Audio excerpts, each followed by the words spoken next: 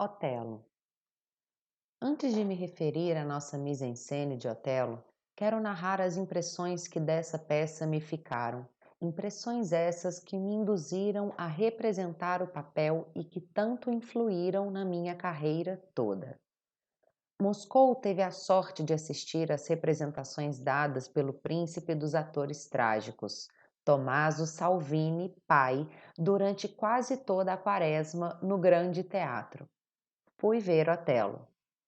Fiquei a princípio frio. Talvez o artista não quisesse chamar sobre si a atenção do público desde o início, reservando-se para dar toda a medida do seu gênio na cena do Senado. Quando começou a cena, não vendo nela novidade nenhuma, pus-me a estudar a fisionomia, o traje e a maquiagem de Salvini, que nada tinham de extraordinário, a não ser que o traje não me agradou nada e que a maquiagem, a bem dizer, não existia. Mas o gênio marcara aquela fisionomia de tal maneira que ele talvez fizesse bem em dispensar a maquiagem.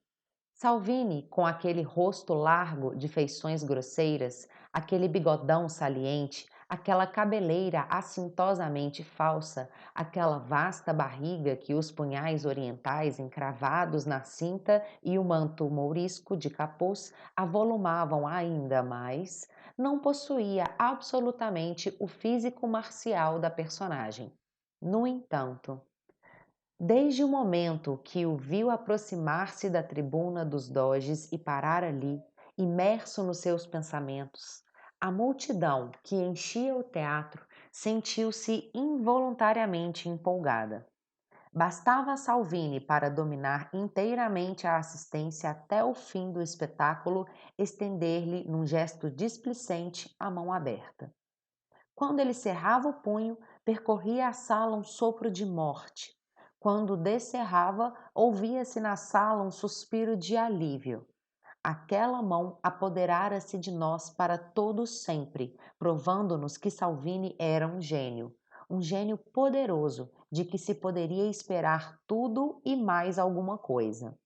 Não direi de que maneira Salvini representava Otelo, nem como, desvendando aos nossos olhos toda a riqueza do papel, nos arrastava com ele para as profundezas do inferno criminal.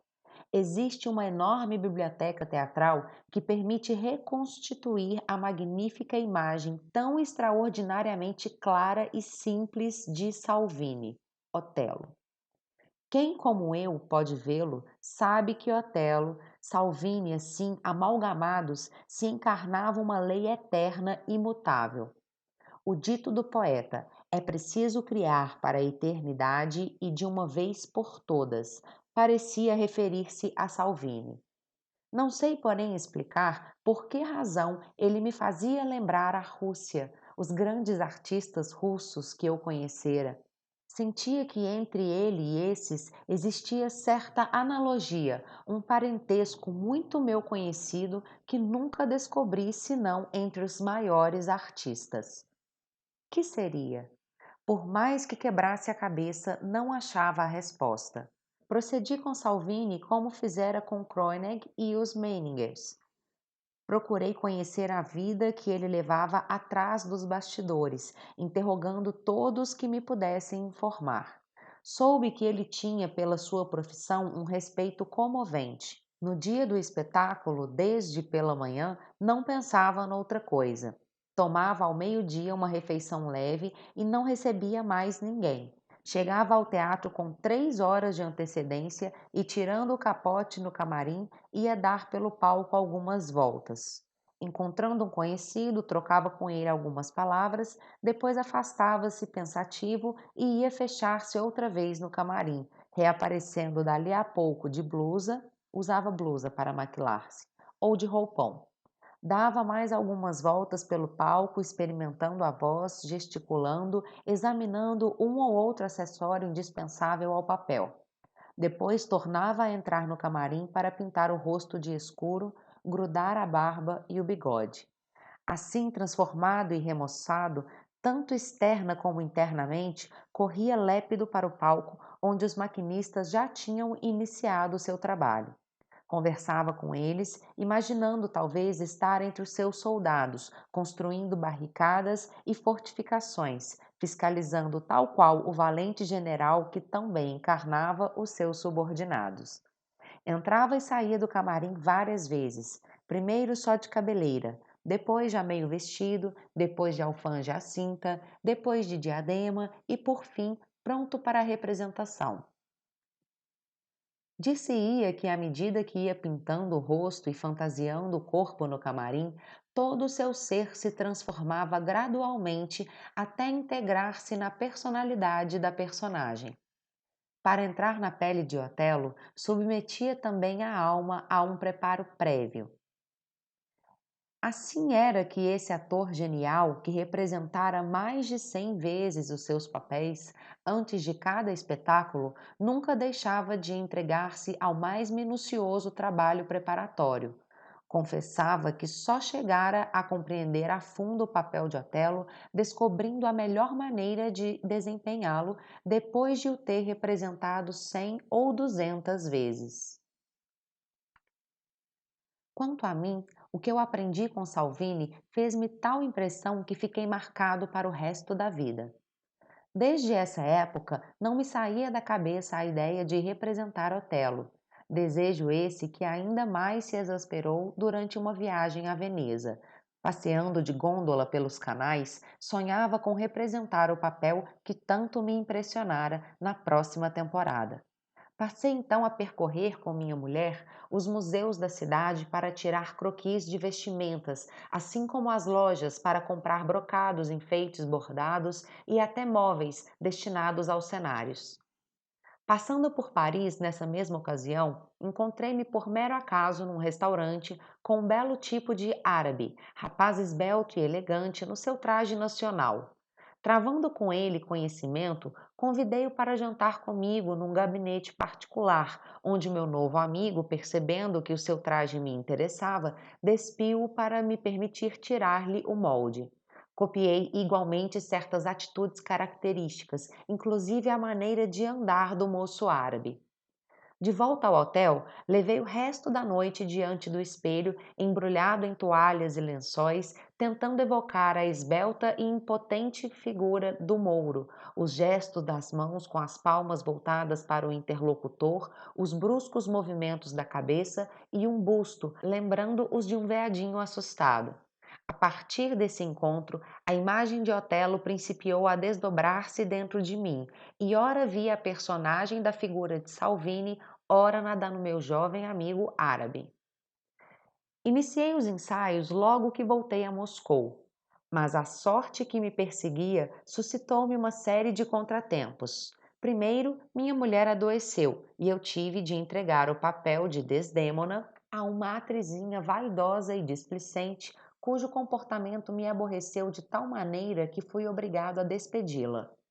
Prefiro desistir da representação, dizia eu comigo mesmo, a ceder, numa obra de tamanha importância, aos caprichos e imposições dos artistas.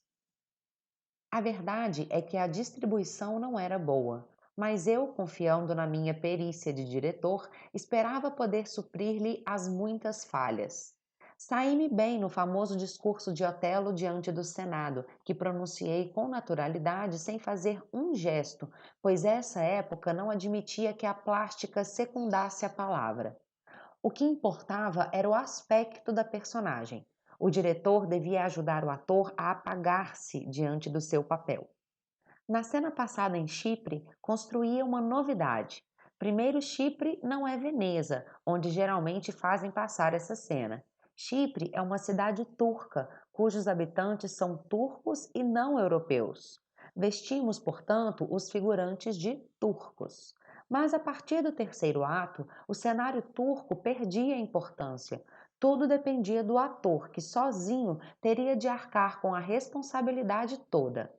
Mas onde iria eu buscar a técnica indispensável ao meu papel, a esse papel de Otelo, em que tudo é determinado pelo crescimento rigorosamente matemático do terrível sentimento do ciúme, que nasce quase imperceptivelmente, para evoluir gradualmente até atingir ao paroxismo?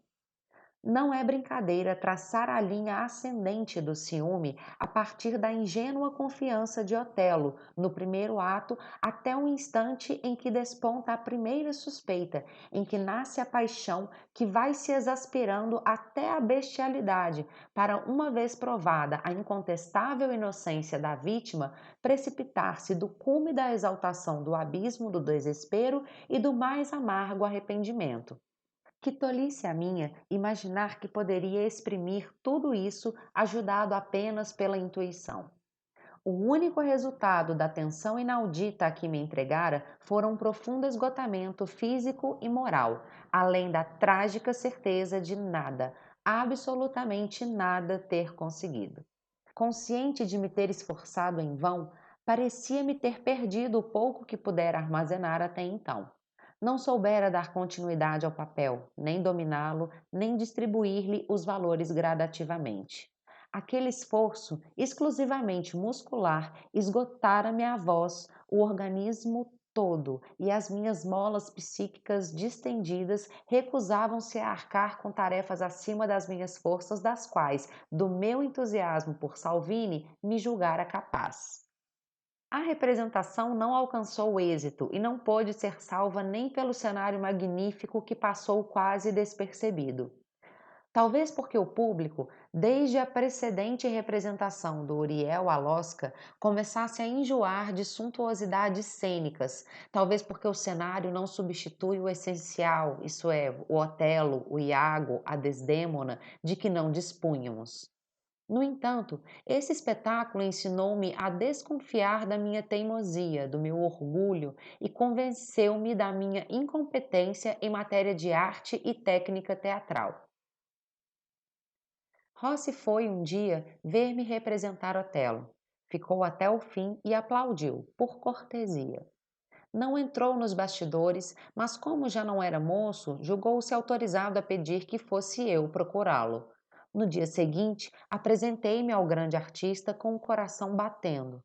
Rossi era um homem encantador, bem educado e culto, que lera muito. Naturalmente, percebera a razão da encenação luxuosa, do chipre turco, etc. Mas nem se impressionara, nem se comovera. Era avesso a cenários e vestuários espalhafatosos, às mise-en-scenes que monopolizaram a atenção do público em detrimento dos atores. Tudo isso não vale nada, a não ser quando faltam atores de talento.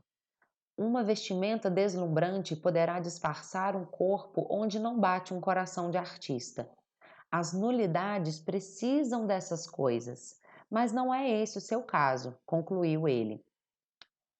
Exprimia-se com facilidade e elegância, dourando a pílula com o gesto. O seu Iago não está à altura do seu teatro. A Desdémona é bela, mas um tanto inexperiente. Quanto ao senhor... E o grande ator ficou pensativo. Deus o criou para o palco, mas representar não só Otelo, mas todo o repertório shakespeariano, ouvindo essas palavras, meu coração deu um pulo. O resto fica por sua conta. A arte não se aprende num dia, virá com o tempo, há de ver. Acabando de dizer-me essas verdades, continuou a elogiar-me. Mas essa arte, como aprendê-la? Com quem? Insisti eu. Se não houver por aqui um grande mestre, digno da sua confiança, só lhe poderei recomendar um professor. Quem é? O senhor mesmo. Encontro com Nemirovich Danchenko. Espero que mais dia menos dia, Vladimir Nemirovich Danchenko se encarregue de contar onde e de que maneira iniciou a sua atividade no teatro artístico. Por ora, quero apenas lembrar que, já nessa época, 1898 mais ou menos, era ele conhecido como autor dramático, de que certos críticos viam nele o sucessor de Ostrovsky. A julgar pela sua maneira de dirigir os ensaios, nascera para ser ator, e é pena que certas circunstâncias o tivessem impedido de escolher essa profissão. Paralelamente aos seus trabalhos literários, dirigiu Vladimir Yanovitch muitos anos, a escola da Sociedade Moscovita da Filarmônica. Inúmeros atores russos que posteriormente ingressaram nos teatros imperiais da capital e da província e em certos teatros particulares tinham passado pelas mãos dele. A promoção de 1898 superara muito a dos anos precedentes e continha, por assim dizer, em potencial, uma companhia inteira composta de artistas capazes de representar todo e qualquer papel. Embora nem todos se igualassem pelo talento, tinham todos nascido para o teatro, aproveitado as lições do mestre e correspondido às suas aspirações. Havia entre eles personalidades raras, tais como Savitskaya, Mount, Meyerhold, Snegrev. Seria uma lástima deixar que uma companhia dessas, formada assim por mero acaso, se dispersasse pelos confins da província, onde os artistas ficariam embolorando, como acontece já a tantos discípulos de Nemirovitch, igualmente talentosos e esperançosos. Como eu, Nemirovitch Danchenko olhava com pessimismo o teatro desse fim de século, onde as tradições do passado, degenerando em rotina, se reduziam à mera habilidade técnica. Não quero com isso dizer que não existisse então nos palcos da capital e da província um ou outro artista realmente talentoso. As escolas teatrais fundadas ultimamente tinham elevado bastante o nível intelectual da maioria dos atores. Mas como os talentos verdadeiros só muito raramente surgem por mercê de Deus, nessa época o teatro andava nas mãos de empresários de cafés cantantes ou de simples burocratas. Nessas condições, como contar com a renovação da arte teatral? Sonhando ambos com a organização de um teatro em bases inteiramente novas, andando um e outro à espreita de quem nos ajudasse a fundá-lo, eu e Nemirovitch há muito que nos procurávamos. Era mais fácil a Nemirovitch Danchenko ir ao meu encontro, pois na qualidade de ator, administrador e diretor de um grupo de amadores, eu dava espetáculos públicos, ao passo que na escola de Nemirovitch Danchenko os espetáculos eram privados e assistidos por muito pouca gente. Em junho de 1897, recebi dele uma carta convidando-me para jantar num grande restaurante moscovita chamado Bazar Eslavo. Foi nessa entrevista que ele me propôs criarmos juntos um novo teatro, entrando eu com o meu grupo de amadores e ele com os alunos que terminassem o curso na sua escola no fim do ano seguinte. A esse núcleo juntar-se-iam os seus ex-discípulos, I. M. Moscovini e Roxanova. Quanto aos atores que faltassem, poderíamos recrutá-los nos vários teatros da capital e da província. O essencial era, porém, determinar o grau de parentesco existente entre os princípios artísticos dos futuros diretores da empresa, verificar as concordâncias e examinar as possíveis divergências. Discutimos as bases do futuro teatro, as questões de arte pura, os princípios referentes à ética teatral, à técnica, à organização, o repertório, com tanta precisão e seriedade como se estivéssemos discutindo numa conferência internacional graves problemas políticos. Submetendo-nos reciprocamente a um exame rigoroso, dizíamos: passemos ao ator A. Acha-o talentoso? Talentosíssimo. Acha então que devemos contratá-lo? Não. Por quê? Porque se habituou a agradar o público, a curvar-se a todos os caprichos do empresário. Quem, como ele, se entrega de corpo e alma à rotina teatral, nunca mais se livrará desse veneno. E que me diz da atriz B? Tem talento, mas não nos serve. Por quê? Porque não tem amor à arte. Na arte, ela só enxerga a sua própria pessoa. E a atriz C? Impossível, é uma cabotina incorrigível. E D? Esse sim. Se quer seguir o meu conselho, vá pensando nele desde já. Ah, sim? É, desses que lutam por um ideal, que não se satisfazem com qualquer coisa. Vive unicamente pelas suas ideias. Sou da sua opinião, então permita que o inscreva entre os candidatos. Passamos depois a falar do repertório, e eu, percebendo logo que nesse ponto Vladimir Yanovitch me levava vantagem, inclinei-me de bom grado ante a sua autoridade e na ata da reunião foi concedido o direito de veto ao meu colaborador para todas as questões de ordem literária. No que se refere propriamente ao tablado, isto é, atores, diretores, encenação, fui menos conciliante. Tinha então um defeito que espero ter me corrigido, ao menos em parte, no correr dos anos. Cada vez que se apoderava de mim uma ideia, deixava-me arrastar por ela sem resistência e investia de olhos fechados contra o alvo. Não havia raciocínio nem argumento capaz de vencer a minha teimosia inata, não ainda de todo recalcada. Como na época a que me refiro eu já possuía certa experiência do palco, Neminovich Danchenko viu-se obrigado a conceder-me o direito de veto no que se refere à parte cênica e à mise-en-scène. Consignamos, pois, na ata. Pertence a Nemirovich Danchenko o veto literário e a Stanislavski o veto cênico. Essa cláusula do nosso contrato foi por ambos rigorosamente observada nos anos subsequentes. Mal soava a palavra mágica, cessava a discussão instantânea e definitivamente. E quem pronunciara o veto assumia a responsabilidade da decisão.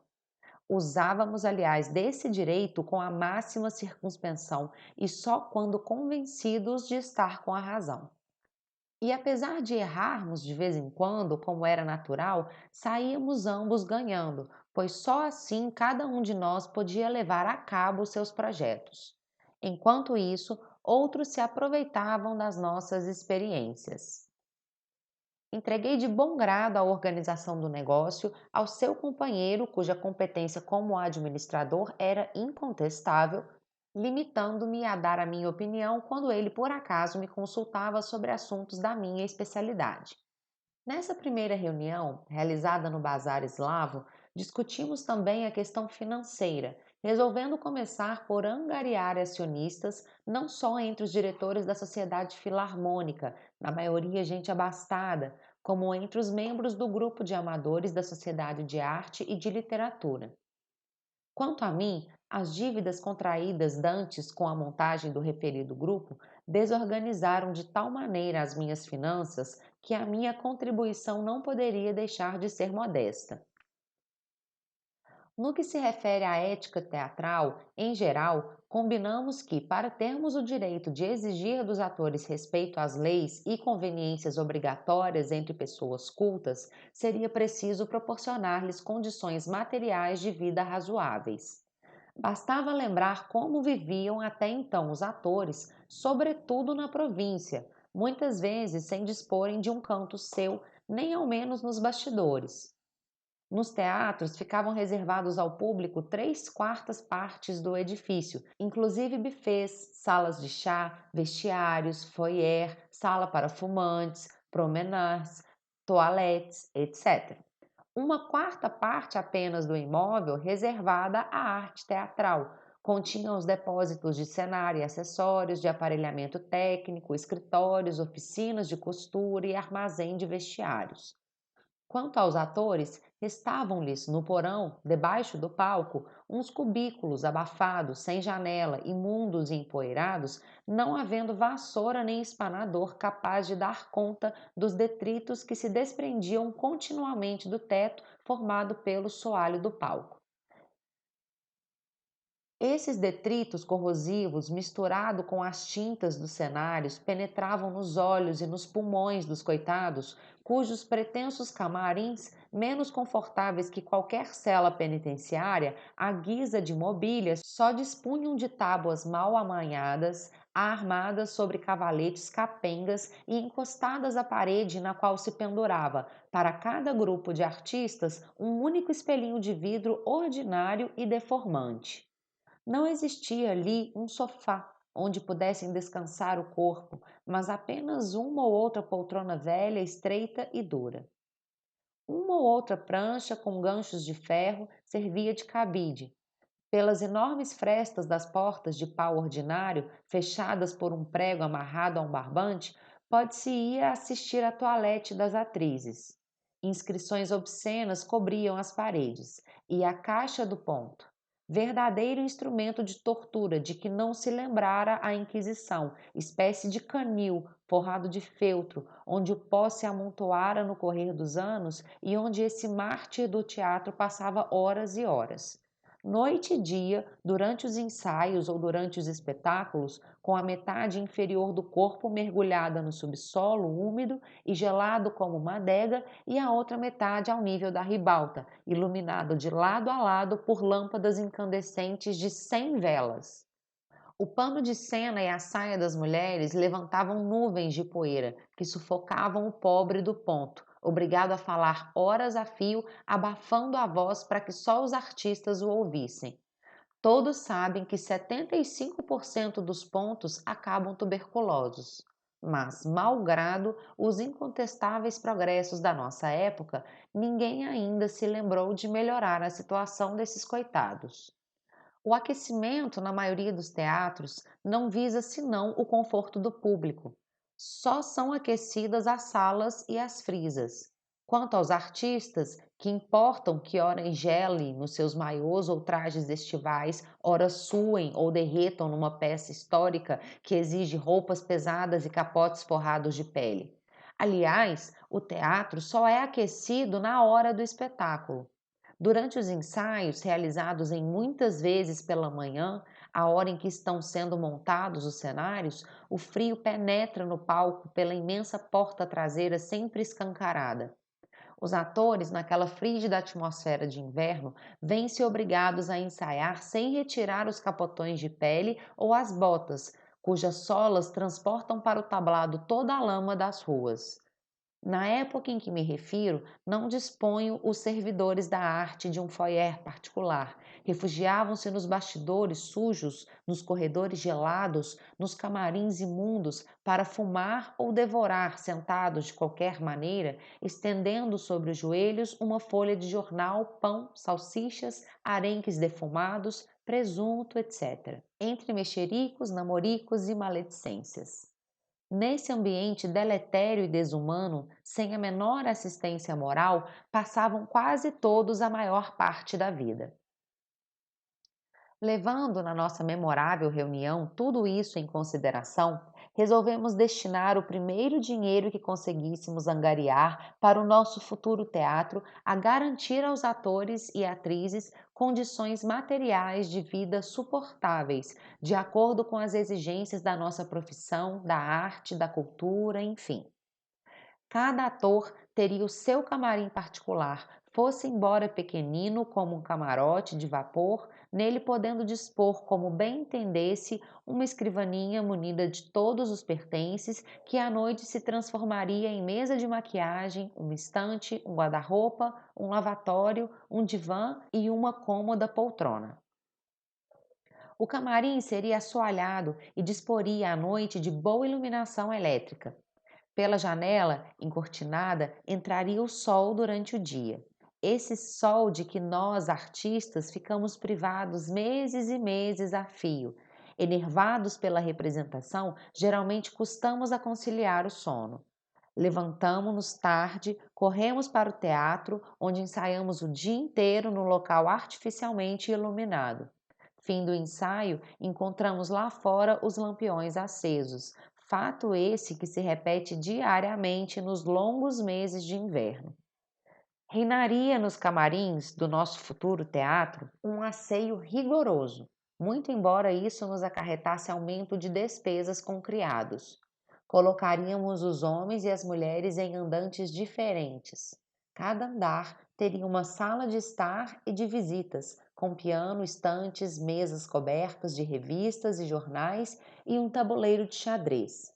Seriam expressamente proibidos os baralhos e os jogos de azar. Ninguém poderia entrar no palco de sobretudo, capote de pele ou galochas, e tanto os homens quanto as mulheres seriam obrigados a retirar chapcas ou chapéus. Só depois de termos assim instalado os nossos artistas num ambiente confortável e civilizado é que poderíamos mostrar-nos exigentes com eles. Ficaram consignados na ata do dia as resoluções referentes à ética teatral em forma de aforismos. Por exemplo, não há papéis insignificantes, há atores insignificantes. Serás hoje Hamlet, amanhã simples comparsa, mas nunca deixarás de servir à arte. O ator, pintor, o costureiro, o maquinista visam todos o mesmo fim que o poeta. Na criação dramática, tudo que perturbe o trabalho é crime. Impontualidade, preguiça, caprichos, nervosismo, papéis mal sabidos, tudo isso obriga o diretor a repetir várias vezes a mesma coisa. Tudo isso prejudica o trabalho. Tudo deve desaparecer. Decidimos nessa mesma reunião que o nosso teatro fosse um teatro popular, de acordo com a ideia e os planos do teatro que Ostrovsky idealizara. Tensionávamos também organizar conferências públicas a fim de fazer propaganda da nossa ideia, que interessar pelo nosso projeto a Duma Municipal de Moscou, etc. Conseguimos, no correr dos tempos, levar avante o nosso intuito. Contudo, se nos restringíssemos ao repertório dos teatros populares, que a censura reduzia à expressão mais simples, as nossas aspirações artísticas sofreriam prejuízos consideráveis. Resolvemos, pois, tornar o nosso teatro acessível a todos. Essa primeira conversa, decisiva para a vida do nosso futuro teatro, durou das 2 da tarde de um dia até as 8 da manhã do dia seguinte. Prolongara-se, pois, 18 horas a fio. Uma vez que estávamos de acordo, podíamos iniciar o nosso trabalho em comum. O teatro deveria ser inaugurado antes do outono de 1898, isso é, dentro de 1 ano e 4 meses. Pusemos, pois, mãos à obra imediatamente. Ficou decidido que, no correr do ano seguinte, Vladimir Yanovitch travaria conhecimento com os atores do grupo da Sociedade de Arte e de Literatura, dirigido por mim, e eu com seus alunos, que fariam parte da futura companhia. Desde então, nunca mais deixei de assistir às representações da Sociedade Filarmônica, como Nemirovich Danchenko sempre esteve presente às minhas encenações, submetidas por mim à sua crítica.